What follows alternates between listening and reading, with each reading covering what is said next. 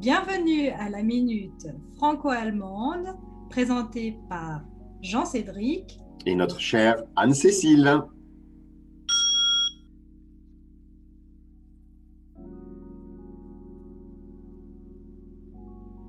Super ta cloche, Anne-Cécile. Je l'entends Cette mieux cette fois-ci, ça fois-ci, marche. je dois te dire. Ouais, Oh, ouais. Et tu as une faut belle y aller en couronne ce matin douceur. sur la tête. Ouais, Mhm. et ça va changer. Ah, Parce ça va qu'aujourd'hui, changer. on parle de créativité. Ah, la créativité. Donc, moi, la créativité, ça me fait penser au French flair Ouais, et au French fair, tu vois. ouais, cette manière de faire qui est un peu unique. Et d'ailleurs, quand on parle de créativité, quand tu penses à la créativité du côté d'un ingénieur français, ça te fait penser à quoi? Ben, un ingénieur français. Alors, un ingénieur français, pour moi, il va toujours trouver un moyen créatif de pallier à un besoin ou de répondre aux Mmh. besoins. Donc, il va plutôt être dans la créativité. Son champ des possibles est assez large et du coup, il ne va pas se mettre de barrière. Il va vraiment essayer de s'ouvrir tous les champs des possibles. Mmh. Voilà, je pense que c'est assez typique d'un ingénieur. Et d'ailleurs, je te rajouterais que dans le sport français, on parle aussi Ouais, du French flair. Et le French flair, c'est justement parce que les Français sont créatifs et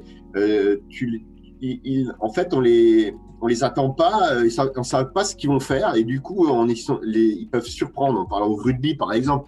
Mais c'est vrai ouais. que c'est quand même typique. Le French flair, c'est l'instinct. Voilà. Donc, c'est un peu Mmh. cette façon de voir les choses. Je ne sais pas, qu'est-ce que toi, reconnaître un ingénieur de culture germanique, tu dirais plutôt quoi? J'ai envie de dire qu'il y a plus cette tendance à vouloir optimiser l'existant. Donc, on fait quelque chose de bien et ben, on va trouver le moyen de le faire encore mieux. Et donc, la créativité va être dans comment on va faire pour optimiser le 0,00010001% qui reste. Et là, il y a vraiment une capacité à se concentrer et à trouver le millimètre qui fait que ça va être mieux. Et t'as un super béret, hein. Ouais, attends, ça T'es change. Hein, magnifique là avec ton béret. Pardon, excuse-moi, c'est vrai que j'ai bien écouté ce que tu disais. Ouais, d'accord. Donc, c'est vraiment optimiser l'existant. Mhm. Ok. Voilà, c'est vraiment faire en sorte que au millimètre près, que ce Mhm. soit optimisé. D'accord. Mm. Ok. Super. Donc, ouais, c'est intéressant. Et ouais, tu es toute belle avec ton béret. À part ça, oui, tu voulais peut-être À part ça, poser une question? si, j'ai toujours, il y a ma deuxième question, c'est comment tu vas reconnaître le comportement d'un collaborateur français face à une situation inconnue ou inattendue, quelque chose qui se passe d'un Ah, coup. écoute, c'est assez simple. Encore une fois, c'est dans l'intuition, je trouve. C'est plutôt, on se démonte pas. On va trouver un système D. Ça m'est déjà arrivé, par exemple, sur un salon professionnel où il manquait Mhm. peut-être une chose ou l'autre qui était prévue. Il manquait, donc il fallait trouver une solution. Mon assistante en mode panique et moi plutôt en système D. On va se débrouiller. Et puis, on a trouvé une solution. Et en fait, c'était plutôt, peut-être pas la meilleure, mais c'était une solution et ça s'est plutôt bien passé. Voilà. Donc, Mhm. un Ouais. exemple concret de la vie de, de ma vie en Allemagne. En tout cas, je sais Mm. pas, toi, comment tu vois pour un collaborateur de culture germanique, comment tu vois les choses par rapport à une chose inattendue, ton mari, par exemple, ou je sais pas, les gens que tu as côtoyés. Eh bien, mes chers Allemands, mes chers germanophones, ce que je trouve toujours intéressant, c'est quand il y a quelque chose de nouveau et d'inattendu, la première réaction, c'est de dire j'appelle mon chef. Je vais discuter avec mon chef et si mon chef a une solution, je la mets en place. Sinon, je ne fais rien. Et donc, il y a vraiment cette qu'est-ce que je fais? Le chef n'est pas disponible et en fait, au lieu de peut-être trouver un plan B, il y a vraiment ce besoin de discuter avec son supérieur. D'accord. Le Ok. consensus, Mhm. vraiment de prendre une décision en groupe et de pouvoir dire après, c'était pas ma responsabilité, si j'ai fait une erreur, c'était mon chef. Ah, d'accord. Ok. Mhm.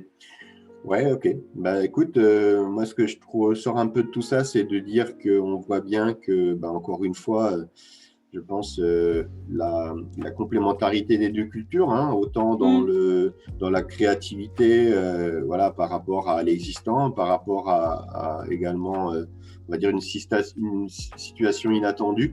Moi, je vois que voilà, ça se passait plutôt bien avec mes assistantes. Ils avaient une façon de fonctionner, moi une autre, et ben, en respectant chacun ben, l'autre, ça marchait plutôt bien. Et du coup, voilà, je pense que c'est plutôt une dynamique Mm. de travailler dans la créativité, mais également d'optimiser l'existant. Voilà, c'est une bonne solution en tout cas. Qu'est-ce que Oui, tu en penses, c'est toi? vraiment le mélange en fait des deux compétences. Parce que, imaginons qu'il y ait une situation inattendue, de laisser le français faire le fameux plan système D, voir ce qui peut se passer, et avoir le côté plus structuré et plus, ok, on va améliorer ce qui existe. Si on arrive à faire agir chacun au moment où son talent est utile, et de combiner, on est capable de faire des choses incroyables. Et je pense qu'on le voit avec des entreprises comme Airbus, qui sont avec un mélange franco-allemand et qui sont super bonnes. Parce qu'elles Tout à fait. utilisent le côté franco-allemand avec spontanéité et amélioration et l'improvisation qui s'améliore, quoi. Mm. Moi, je pense que c'est surtout aussi la compréhension l'un de l'autre, c'est-à-dire Oui. d'une culture différente, l'acceptation et du coup en Mm. faire une force plutôt que de pointer à chaque fois ce qui ne va pas, voilà, chez Oui. l'autre Ouais. et ce qui ne plaît pas à l'un ou à l'autre. Voilà, donc c'est vraiment mettre en avant les atouts de chacun et parler du positif et justement l'utiliser en tant que tel dans le monde de l'entreprise. Voilà un petit peu moi Ouais. comment je vois un peu Tout à fait. la créativité comme d'autres choses dont on a pu parler avant. Voilà. Mm. La fameuse complémentarité allemande, franco-allemande, pardon. Ok, bah écoute, oui, t'as toujours ta couronne. Moi, j'aimais bien quand tu mettais le requin, là. Tu veux pas nous le mettre pour la fin, là? Attends, je vais le remettre pour la fin pour dire que la complémentarité franco-allemande, c'est vive le franco-allemand. J'ai celui-là aussi qui est pas Voilà, mal. Voilà, voilà, vive le super. franco-allemand.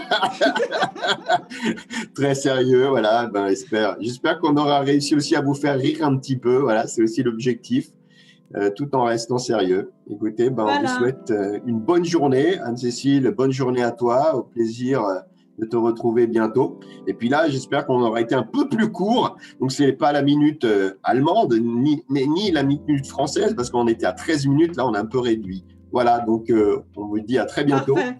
Et à la prochaine pour À la la prochaine. qualité, la Deutsche Qualität, il me semble. Hein, c'est bien ça? Oui, Deutsche Qualität. Ok, Exactement. super. À tout à l'heure. Ciao. Ciao.